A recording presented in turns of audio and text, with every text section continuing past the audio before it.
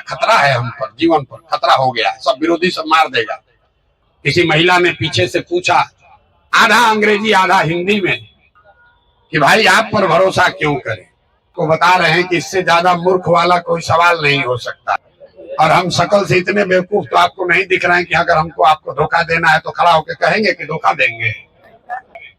आपको मेरी बात पर भरोसा नहीं करना चाहिए, वो सब पहले से एक्सपायर है। अब 28 से नीचे हम लोग कहाँ जाएंगे, 35 पर थोड़े ना जाएंगे। 28 को राज्य है, ये आप ही खाली दिख रहे हैं, दूसरा कोई दिख ही नहीं रहा। महात्मा गांधी जैसा बड़ा लीडर इस धरती पर, गांधी से बड़ा कोई लीडर पैदा नहीं हुआ कि काबिलियत के आधार पर नेतृत्व का चुनाव हो। एक दिन अगर आपको घी का पूरी मिले तो हजम नहीं हो। अगर 15% यादव समाज के लोग हैं तो उस समाज के भी काबिल आदमी को 15% 243 में हिस्सा मिलना चाहिए ना। जाति का राजनीति कीजिएगा कि नहीं कीजिएगा। सरकारी नौकरियों का अलग क्रेज है बिहार। सरकारी नौकरी का गाजर ऐसे लटका दिया, शायद ही कोई ऐसा देश मिला जहां भ्रष्टाचार नहीं। 500 रुपया दिया, 5000 रुपया का आपसे उपाय कर लिया। हम आपको बेइज्जत नहीं करना चाहते हाथ उठवा के, बड़ा लज्जा होगा। सबसे ज्यादा दोषी हम लोग हैं। पत्नी छूटते बोली, पगला गए हो का भाई, अभी दुकानदारी छोड़ के नौकरी छोड़ के तुम राजनीति करोगे। आप चाहते हैं कि बिहार सुधरे, बिल्कुल चाहते हैं कि बिहार सुधरे। जिस दिन बंगाल के लोगों ने ममता बनर्जी को लीडर चुना, ममता बनर्जी करोड़पति नहीं थी। देश में लोग कहा राजा नहीं फकीर है, देश का तकदीर है, जवाब दे देते। इस पूरे अभियान में हम लोग शहरों में नहीं जाते। आप लोग देख रहे हैं कि हम 2 साल से पैदल चल रहे हैं, लेकिन जिले के हेडक्वार्टर पर भी जहां तक हो सकता है हम लोग नहीं जाते हैं। बहुत लोग ये भी कह रहा है, भैया गांव में आप इतने दिन से चल रहे हैं, बिहार में माहौल नहीं बन रहा है, पटना में आकर बड़ा कार्यक्रम कीजिए। पटना में चर्चा नहीं चल रही। आप लोग सब पटना से आए हैं, तो ये मेरा शायद पहला या दूसरा कार्यक्रम है जहां पटना के स्थानीय लोगों से हम लोग मुखातिब हो रहे हैं। आपके जो सवाल हैं, सबसे पहले तो लोगों ने पूछा कि भाई आप पर भरोसा क्यों करें। बात तो ठीक है, हम 2 साल पैदल चले या 4 साल पैदल चले, बात अच्छी बोले या खराब बोले, सबसे बड़ा यक्ष प्रश्न तो यही है कि आपको जनसुराज पर, प्रशांत किशोर पर भरोसा क्यों करना चाहिए। तो हम आपकी सारी विद्वता को सलाम करते हैं, लेकिन इसके बावजूद आपको बता रहे हैं कि इससे ज्यादा मूर्ख वाला कोई सवाल नहीं हो सकता है। आप हमसे ये पूछ रहे हैं कि आप हमको धोखा दीजिएगा कि नहीं दीजिएगा, और हम शकल से इतने बेवकूफ तो आपको नहीं दिख रहे हैं कि अगर हमको आपको धोखा देना है तो खड़ा होकर कहेंगे कि धोखा देंगे। कि क्या सवाल पूछ रहे हो भैया। ए भैया, आप पर भरोसा करे कि न करे। अरे भाई, आपको भरोसा करने का मन हो कीजिए, न करने का मन हो मत कीजिए। लेकिन अगर आप हमसे पूछिएगा या हमारी जगह किसी से पूछिएगा, वो तो यही कहेगा कि हम धोखा नहीं करेंगे। जो हिंदी का शब्द है विश्वासघात, उसमें विश्वास पहले है, घात बाद में है। बिना विश्वास के घात हो नहीं सकता है। तो ये सवाल बेमानी है, लेकिन उत्तर तो मिलना चाहिए। अब जिसको जिसको ये उत्तर चाहिए कि भाई प्रशांत किशोर पर, जनसुराज पर भरोसा करें कि न करें, आपको मेरी बात पर भरोसा नहीं करना चाहिए। क्योंकि बात तो हम झूठे बोलेंगे, अगर झूठ बोलना हो, विश्वास करने लायक हो तो भी, और अदरवाइज भी हम आपको यही बोलेंगे कि हम पर विश्वास कीजिए। तो क्या आपके पास कोई तरीका है इसको जांचने का कि इस आदमी पर, जनसुराज पर भरोसा करे कि न करे? बिल्कुल तरीका है। आपके घर में कोई बीमार पड़ता है, आपके जान पहचान में कोई बीमार पड़ गया, उसको लाइलाज बीमारी हो गई, डॉक्टर साहब इलाज करते हुए बताते हैं कि भैया अब कोई दवा नहीं बचा है, कोई दवा नहीं है जिससे इसका इलाज हो सकता है, अब कोई होप नहीं बचा है। फिर एक दिन अचानक से डॉक्टर साहब ने आपको बुलाया और ये कहा कि आपको बोले थे कोई दवा तो बचा नहीं है, लेकिन एक नया दवा आया है, लेकिन अभी ट्रायल में चल रहा है दवा। संभावना है कि अगर आप अनुमति दे दें, अगर आप चाहते हैं तो हम ये ट्राई करके देखते हैं। 50% संभावना है कि आपके घर के व्यक्ति की जो इलाज की स्थिति है वो बेहतर हो जाए, लेकिन यह भी संभव है कि दवा देने के बाद भी कोई फायदा ना हो। तो जितने लोग आप यहाँ प्रबुद्ध लोग, समझदार लोग, पढ़े लिखे लोग बैठे हैं, आपका निर्णय क्या होगा? एक दवा जो पहले से एक्सपायर है, जिसको आपको मालूम है कि इसका काम नहीं होने वाला है, और दूसरी दवा है जिसमें शायद 50% संभावना है कि शायद इसका काम हो जाए। तो बिहार में जन सुराज पर आपको भरोसा करना है कि नहीं करना है, इसका उत्तर इसी में छिपा हुआ है। जो लोग पहले से यहाँ दल चला रहे हैं, जो व्यवस्था बनी हुई है, वो सब पहले से एक्सपायर है। आप उसको देख लिए, जांच लिए, परख लिए, जान गए कि कोई इससे तो सुधार होने वाला नहीं है। ये हम नहीं कह रहे हैं, ये बिहार के आंकड़े बता रहे हैं।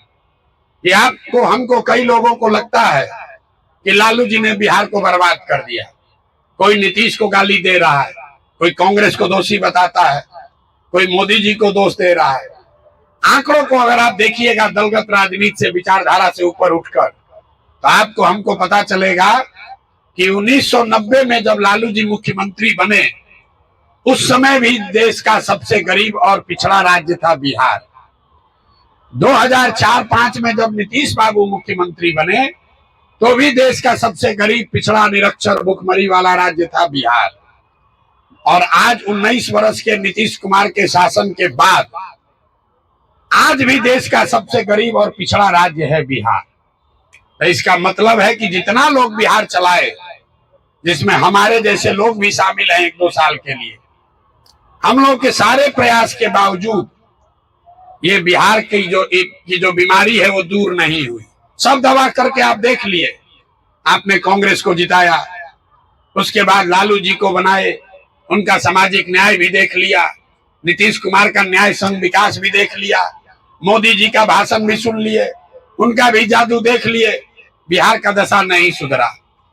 तो अब या आपके पास 2 ही विकल्प है, या तो जो दवा फेल हो चुकी है, एक्सपायर हो चुकी है, उसी को खाते रहिए, या फिर कोई नई दवा आई है जिसका नाम है जन सुराज, जिसमें शायद 50% संभावना है कि कुछ सुधर जाए। तब तय आपको करना है कि 50% संभावना वाला दवा लेना है कि एक्सपायरी दवा खाना है। तो आगे से ये सवाल पूछने का मतलब नहीं है कि भैया आप पर भरोसा कैसे करें। तो भरोसा भैया हम पर नहीं करना है, भरोसा इस बात पर करना है कि यहाँ पर पहले से जो व्यवस्था है वो बिल्कुल एक्सपायर व्यवस्था है। जो व्यवस्था आएगी इससे बढ़िया ही आएगी, इससे खराब कुछ नहीं हो सकता है। अब 28 से नीचे हम लोग कहाँ जाएंगे? 35 पर थोड़े ना जाएंगे, 28 को राज्य है, इससे ज्यादा खराब कुछ नहीं हो सकता है। इसलिए जन सुराज की ओर आपको देखना चाहिए। किसी ने कहा कि भैया आपके नाम पर भरोसा है, जब आप जिम्मेवारी नहीं लेंगे तो इसका कौन जवाब दे ही लेगा कि कल जन सुराज आ गया, काम नहीं हुआ। तो उसी के साथ पीछे कोई खड़ा होकर कहा कि आप ही खाली दिख रहे हैं, दूसरा कोई दिख ही नहीं रहा। देखिए समाज, अगर आपने अपना जगह छोड़ दिया तो भी आदमी शिकायत कर रहा है कि हम तो आपको देख कर आए थे, आप काहे पीछे हट रहे हैं। अब बगल में बैठा हुआ आदमी कह रहा भैया खाली आप ही काहे दिख रहे हैं। ये देखिए समाज की दुर्दशा। आप दाएं चलिए कि बाएं चलिए, किसी भी तरीके से आपको नहीं मानना। दोनों ही बात में दोनों सवाल तो जायज है। आपने कहा कि आप ही को इसके सामने रहना चाहिए। हम बिहार के एकमात्र अकेले काबिल आदमी नहीं है, हम बिहार के अकेले काबिल आदमी नहीं है, बिहार में सैकड़ों आदमी हमसे ज्यादा काबिल है। कभी कभी भाग्य है, समय है कि मुझे वो रास्ता, वो अपॉर्चुनिटी मिल गई तो हम आपको काबिल दिख रहे हैं। महात्मा गांधी जैसा बड़ा लीडर इस धरती पर, गांधी से बड़ा कोई लीडर पैदा नहीं हुआ। महात्मा गांधी जैसे लीडर अपने पूरे जीवन काल में कांग्रेस का अध्यक्ष सिर्फ एक ही बार रहे, एक ही बार कांग्रेस का अध्यक्ष रहे। इसका मतलब ये नहीं है कि जब वो अध्यक्ष नहीं थे तो देश के राजनीति पर आजादी से पहले लड़ाई में या उस समय की कांग्रेस में गांधी की सोच का, उनके विचारों का, उनके कार्यक्रमों का प्रभाव नहीं था। मेरा जन सुराज में प्रभाव रहे, इसके लिए हमको पद पर बैठना जरूरी नहीं है।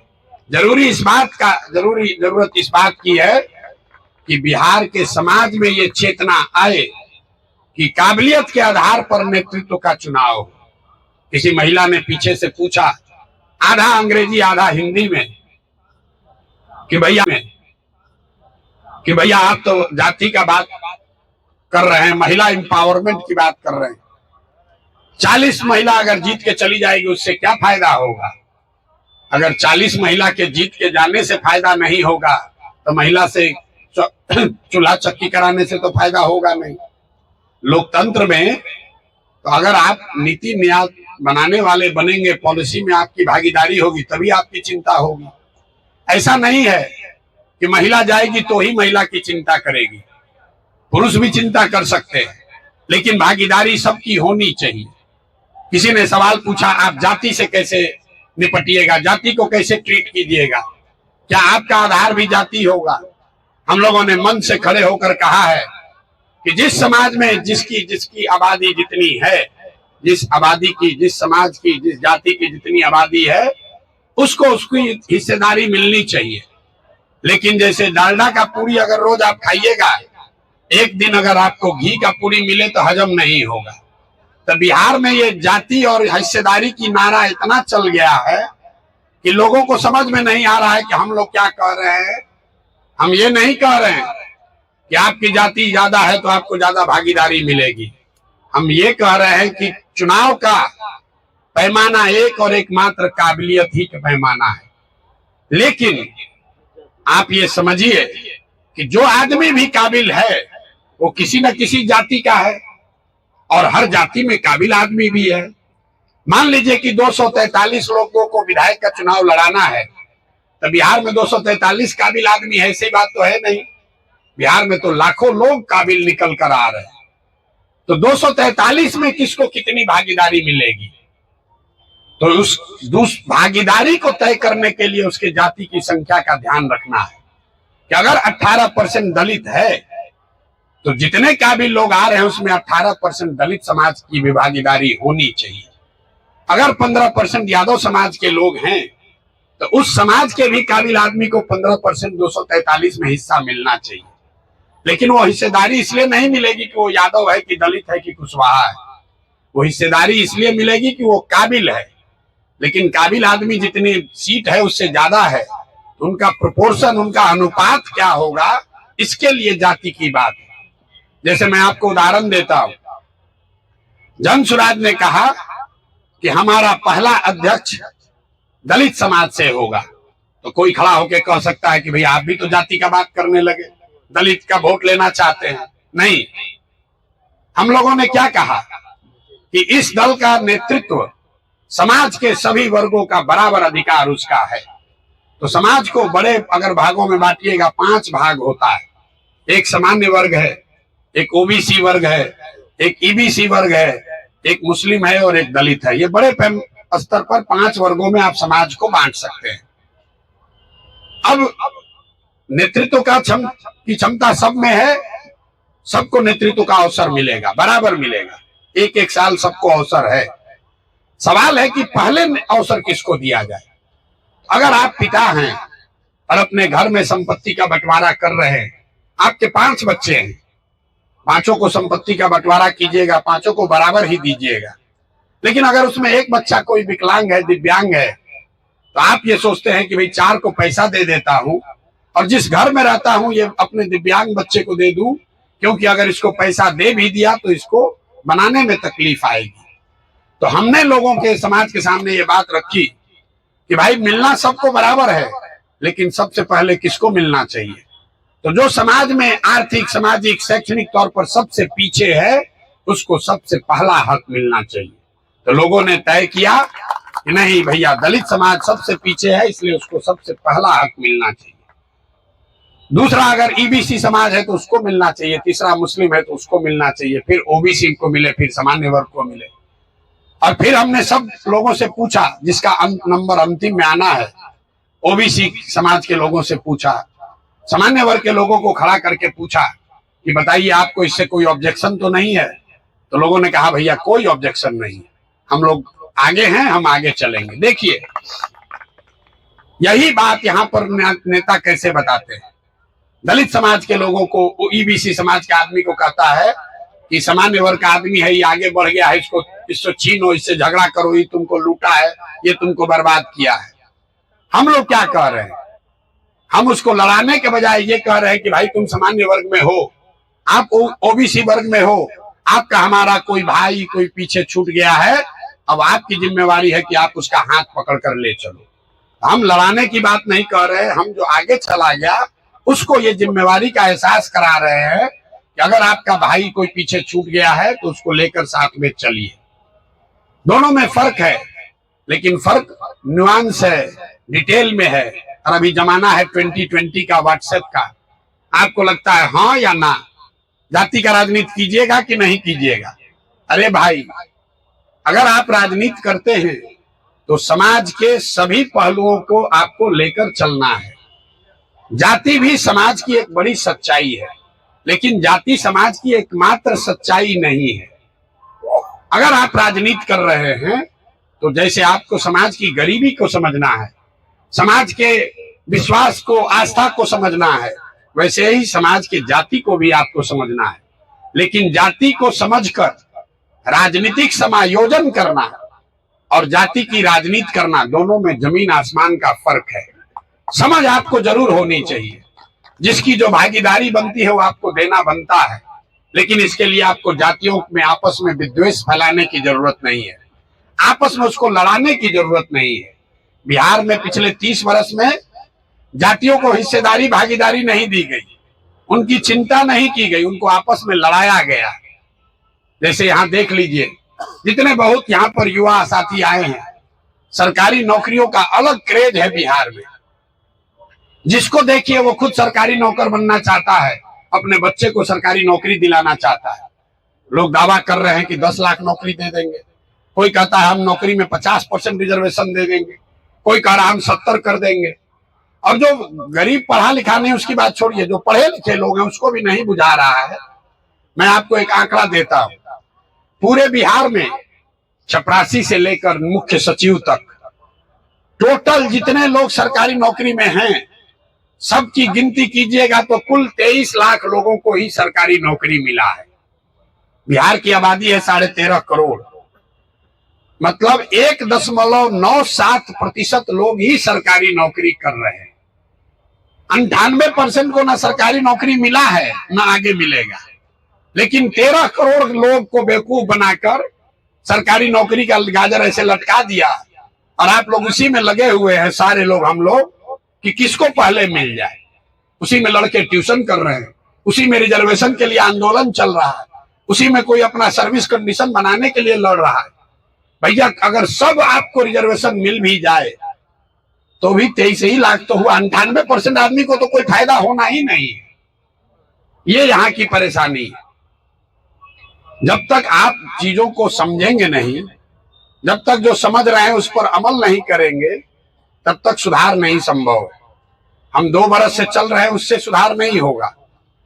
लोगों की चेतना यहाँ दब गई है, मरी नहीं है, दब गई है। अगर मर गई होती तो कोई, हम पैदल चल रहे होते, कोई आता ही नहीं। एक लड़का यहाँ खड़ा होके कह रहा है, लंबा चौड़ा भाषण दिया, भ्रष्टाचार रोकिए, भ्रष्टाचार रोकिएगा तो बिहार का कल्याण हो जाएगा। मेरे भाई, हम तो दुनिया भर घूमे हैं, शायद ही कोई ऐसा देश मिला जहां भ्रष्टाचार नहीं है। कर्नाटक में भ्रष्टाचार नहीं है, केरल में, तमिलनाडु में भ्रष्टाचार नहीं, अमेरिका में भ्रष्टाचार नहीं है। भ्रष्टाचार से ही आप गरीब हैं ऐसी बात नहीं है। और यहाँ भ्रष्टाचार क्यों है? गांव में जाकर हम लोग जब जाते हैं, लोग हल्ला करता है, भैया मुखिया जी बड़ा चोरी कर रहा है, ए भैया हमको तो राशन कार्ड में 2-2.5 हजार रुपया घूस लगता है, ए भैया हमको इंदिरा आवास में 20-25 हजार रुपया लग रहा है। आप लोग का भी गांव देहात से संपर्क होगा, आपको पता होगा दाखिल खारिज कराने में 20,000-25 हजार रुपया घूस लग रहा है। तो जब गांव में सुनते सुनते हम लोग थक जाते हैं तो उसको बताते हैं कि अच्छा ये बताइए, पिछले बार 2 वर्ष पहले जब मुखिया का चुनाव हुआ तो 500 रुपया लेकर वोट कौन बेचा? आप बेचे। जात के नाम पर मुर्गा भात खाकर वोट कौन दिया? आप दिए। 2 पाउच पर वोट का सौदा कौन किया? आपने किया।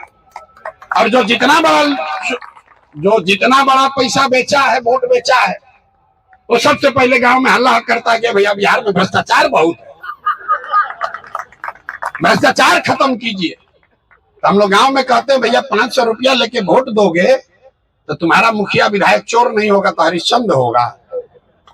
बिहार के आदमी का इतना दुर्दशा है कि उसको चोरी भी नहीं करने आ रहा है। 500 रुपया में अपना वोट बेचोगे, जात के नाम पर मुर्गा भात खा के वोट दीजिएगा और फिर सोचिएगा कि विधायक जी काम बढ़िया नहीं कर रहे हैं। कैसे संभव है? वो अपना गेहूं बेच के थोड़े ना आपको पैसा दे रहा है। जो लोग पैसा ले रहे हैं अपने आप को बहुत चालाक समझ रहे हैं। वो ना समझ रहे हैं कि समाज में उनसे ज्यादा जो चालाक है वही तो नेता है। 500 रुपया दिया, 5000 रुपया का आपसे उपाय कर लिया। राजनीति जो है वो समाज का आईना है।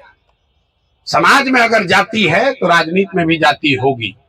समाज में भ्रष्टाचार है तो जाति में भी राजनीति में भी भ्रष्टाचार होगा। लेकिन बिहार में लोगों की सोच ये है कि हम चोरी करते रहे, हमको आरक्षण मिल जाए, हम जाति का उन्माद फैलाते रहे और पूरा बिहार सुधर जाए, फिर हम आकर मजा मारेंगे। कैसे सुधरेगा रे भाई? हम 5300 से ज्यादा गांव में पैदल गए हैं, गांव में ही रहते हैं, वहीं सोते हैं। वहां का एक अनुभव आपसे साझा कर रहे हैं और अभी आपको दिखेगा, आपकी स्थिति का भी आपको ज्ञान होगा।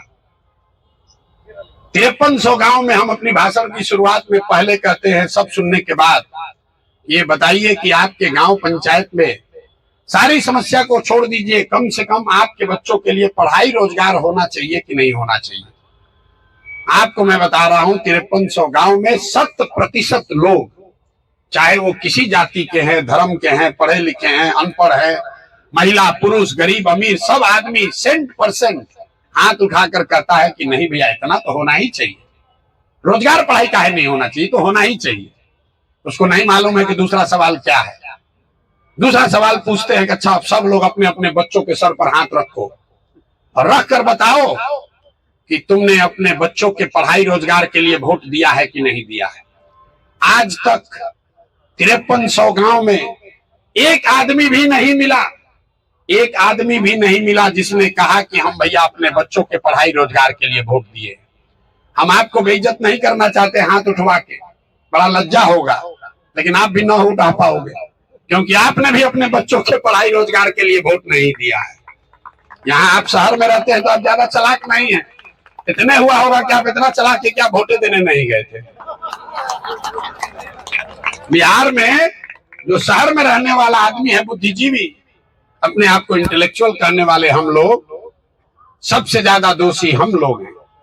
बिहार की दुर्दशा का मुख्य कारण आपके हमारे जैसे लोगों के लिए प्लेटो ने बहुत अच्छी बात, ग्रीस के बहुत बड़े दार्शनिक थे प्लेटो, उन्होंने एक बहुत अच्छी बात बताई। If you do not participate in democracy, be ready to be ruled by your inferiors. अगर आप सामाजिक राजनीतिक जीवन में कोई सरोकार नहीं रखेंगे तो इस बात के लिए तैयार रहिए कि कोई मूर्ख आदमी राजा बनकर आप पर शासन करेगा। तो बिहार का अपने आप को बुद्धिजीवी कहने वाले आदमी का यही दुर्दशा है। पिछले 25-30 साल में या तो आपने अपने आप को राजनीति से अलग कर लिया या आपको व्यवस्था ने अलग कर दिया। और अब आप सोच रहे हैं कि जो बालू माफिया शिक्षा का मंत्री है, जो शराब का माफिया वाला आदमी, शराब का धंधा करने वाला स्वास्थ्य मंत्री बन गया, उससे आप सोच रहे हैं कि बढ़िया स्वास्थ्य व्यवस्था बन जाए। अरे भाई, जब बालू माफिया है तो आपके बच्चों के लिए पढ़ाने का व्यवस्था करेगा कि बालू बेचवाने का उपाय करेगा? गलत चुनिएगा तो गलत ही होगा। अब यहाँ लोग मानेगा नहीं, कहेगा ना भैया हम लोग के पास तो विकल्प नहीं था। पीछे से किसी ने कहा कि विकल्प नहीं था। अरे भाई, बिहार में दशा ये है कि यहाँ कोई अच्छा आदमी खड़ा हो जाए, कोई अच्छा पढ़ा लिखा व्यक्ति खड़ा हो जाए तो यहाँ के समझदार प्रबुद्ध लोग अपने घर में बैठ के हंसते हैं, ए खड़ा हुए न चलेंगे बिहार में, ना चली हम। अरे इनका कोई पूछता, आदमी तो बढ़िया है लेकिन इसको वोट काहे देंगे? आपको मजा आता है, उस पर हंसी उड़ाते हैं। आपको लगता है कि इसको वोट देंगे तो हमारा वोट बर्बाद हो जाएगा, इससे बढ़िया तो भाजपा को दे देते हैं, आरजेडी को देते हैं।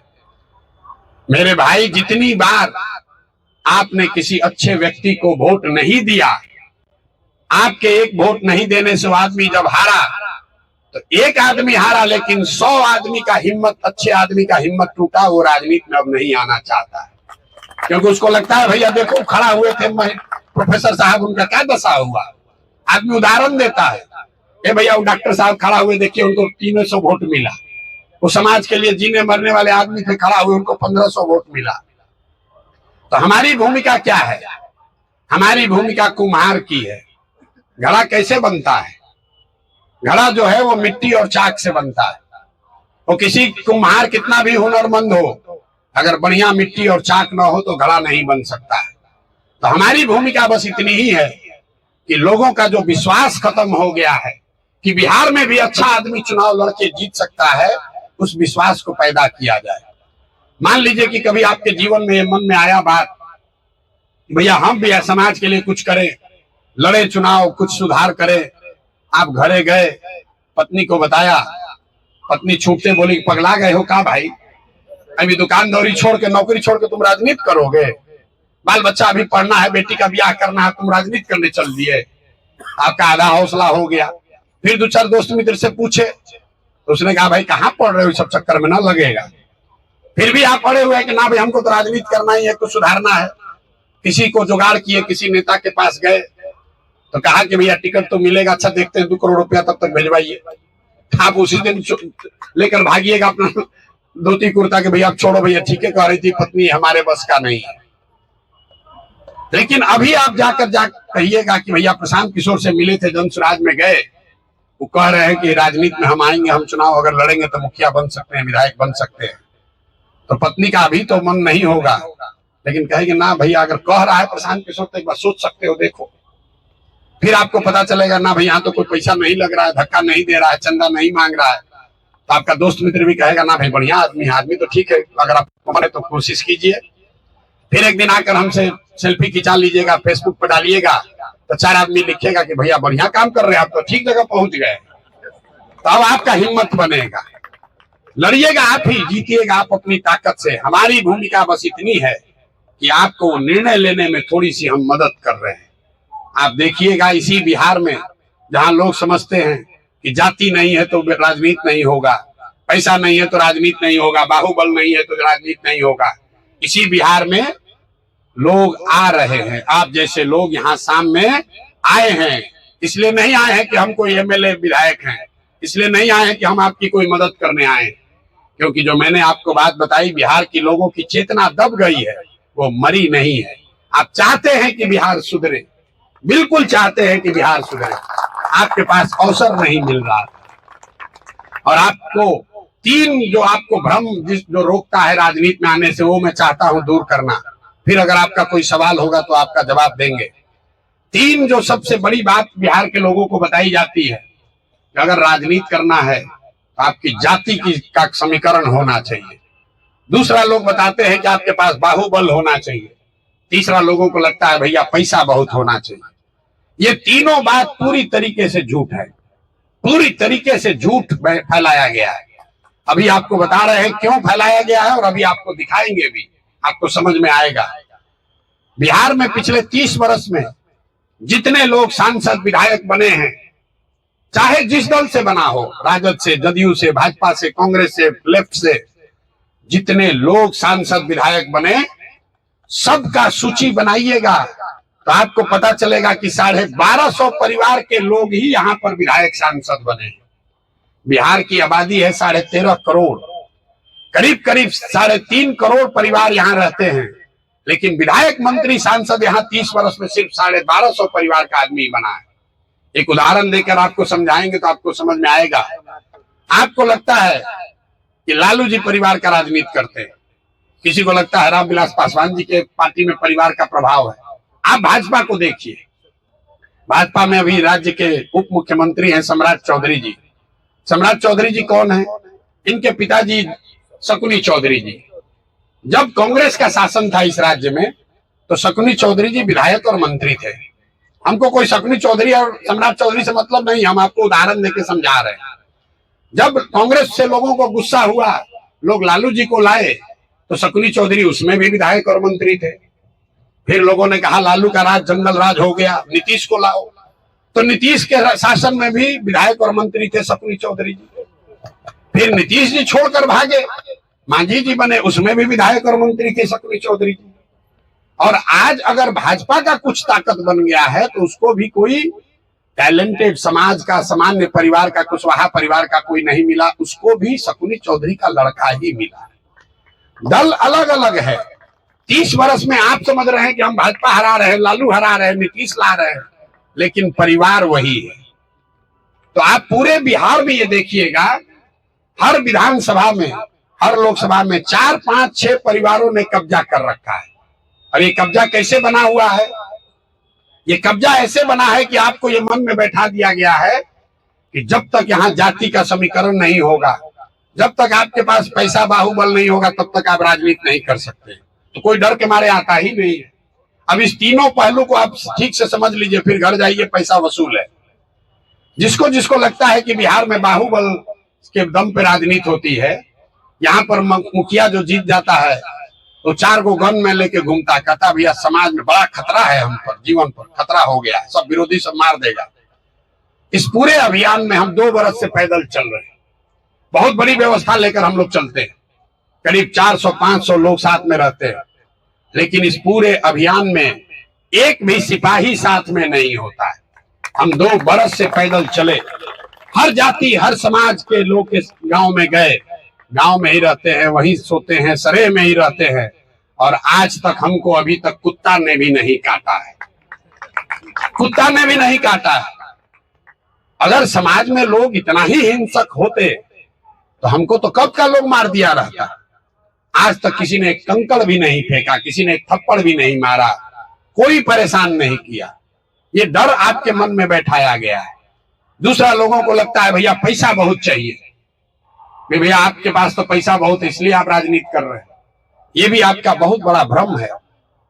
आप जीवन में जिसको भी नेता मानते हैं, लालू जी को, नीतीश को, ममता को, मोदी को, जिसको भी नेता मानते हो, जिस राज्य में, जिस विचारधारा का, एक बार अपने दिमाग पर जोड़ दीजिए और याद करके बताइए कि जिस दिन समाज ने उनको नेता बनाया था वो कितने बड़े बाप के लड़के थे।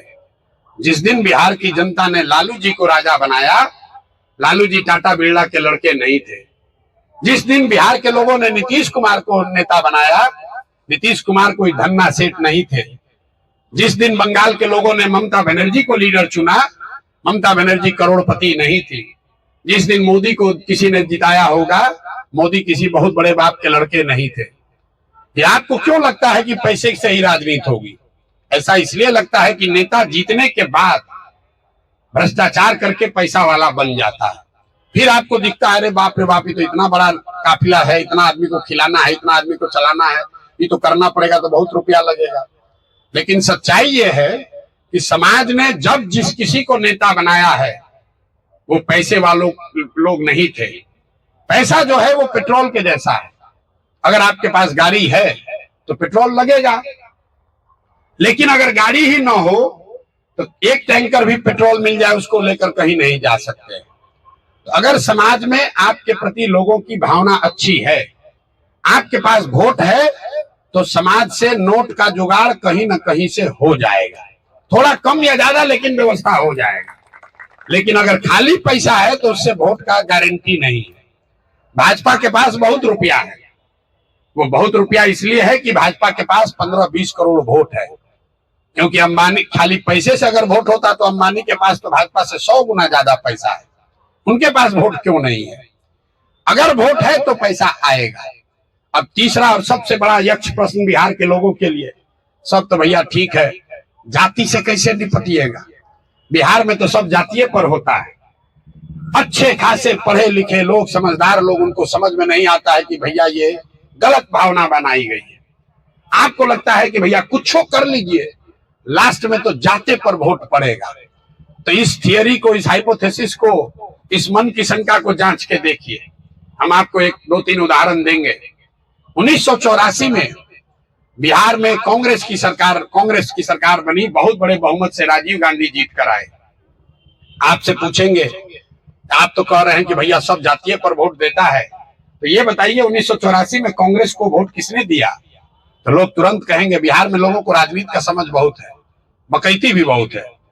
तो कहेगा कि अरे भैया राजीव गांधी को थोड़े वोट पड़ा। तो इंदिरा जी का जो मृत्यु हुआ था ना, उस मृत्यु से जो सहानुभूति की लहर बनी, उसमें जात पात लोग भूलकर सब जाकर कांग्रेस को वोट दिया। इसको लिख लीजिए। फिर पूछेंगे भैया 1989 में क्या हुआ, बीपी सिंह जनता दल कैसे जीत गए पूरा बिहार में, उनके जाति के तो 2-3% लोग ही रहते हैं। आप कहिएगा भैया वो जाति का बात कहाँ था, 89 में तो बोफोर्स का इतना मुद्दा हो गया था, भ्रष्टाचार का इतना बड़ा मुद्दा हुआ कि पूरा बिहार में देश में लोग कहा राजा नहीं फकीर है, देश का तकदीर है, सब जाके लोग जनता दल को वोट दे दिया। इसको भी लिख लीजिए। फिर पूछेंगे 2014 में क्या हुआ, लालू नीतीश मायावती मुलायम सब के रहते हुए यहां पर मोदी कैसे जीत गया, भाजपा कैसे जीत गए। तो आप कहिए भैया वो भाजपा थोड़े जीता था, भाजपा का दम है, वो तो मोदी जी का जो लहर बना, समझिए कि सब लोग खासकर युवा सारा जाकर मोदी जी के नाम पर वोट दे दिया। इसको भी लिख लीजिए। फिर पूछेंगे 2019 में क्या हो गया, 19 में भाजपा को 40 में 39 सांसद कैसे जीत गया। तो लोग बताएंगे भैया 2019 में तो समझिए कि चुनाव के 1 महीना पहले तक बहुत कांटे का मुकाबला था, बराबर का मुकाबला था, लेकिन जो पुलवामा हुआ ना उसके बाद समझिए कि घरे घर सब पुलवामा के नाम पर जाकर मोदी को वोट दे दिया। इन चारों उदाहरणों को आप एक एक लाइन कागज पर लिख लीजिए। 1984 एक घटना है, एक व्यक्ति की मृत्यु और उससे बनी हुई सहानुभूति की लहर। 1989 एक मुद्दा है, बोफोर्स भ्रष्टाचार और उससे बनी हुई समाज में लहर। 2014 एक व्यक्ति है मोदी की बनाई हुई लहर। और 2019 एक विचारधारा है, राष्ट्रवाद राष्ट्रीय सुरक्षा से बनी हुई लहर। ये आपको क्या बताता है, अगर कोई व्यक्ति कोई विचारधारा अगर कोई विषय समाज के इमेजिनेशन को कैप्चर कर ले तो समाज में ये ताकत है, वो जातियों से ऊपर उठकर वोट करता रहा। आगे करेगा कि नहीं छोड़ दीजिए, पीछे करता रहा।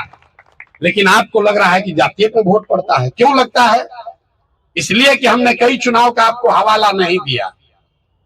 तो जब चुनाव में कोई व्यक्ति विशेष नहीं है, कोई नया विचारधारा नहीं, कोई नया प्रयास नहीं, कोई नया विषय नहीं, दोनों लड़ने वाला एक ही